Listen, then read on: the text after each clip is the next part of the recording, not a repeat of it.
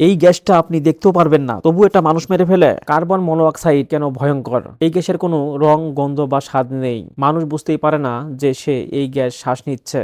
এই গ্যাস রক্তের অক্সিজেন বহনের ক্ষমতা বন্ধ করে দেয়, ফলে মানুষ ঘুমের মধ্যেই অজ্ঞান হয়ে মারা যায়। রেডিয়েশন কেন ভয়ঙ্কর? রেডিয়েশন চোখে দেখা যায় না, ছোঁয়া যায় না, তবুও এটি শরীরের কোষ ধ্বংস করতে পারে। দীর্ঘদিন রেডিয়েশনের সঙ্গে স্পর্শে থাকলে ক্যান্সার, জিন পরিবর্তন এবং ধীরে ধীরে মৃত্যু পর্যন্ত হতে পারে। ভাইরাস ও ব্যাকটেরিয়া, এরা এত ছোট যে খালি চোখে দেখা যায় না, কিন্তু একাই লাখো মানুষকে অসুস্থ করতে পারে। শরীরের ভিতরে ঢুকে কোষ নষ্ট করে দেয়, রোগ প্রতিরোধ ক্ষমতা দুর্বল করে দেয়। স্ট্রেস ও মানসিক চাপ কেন ভয়ঙ্কর জানেন?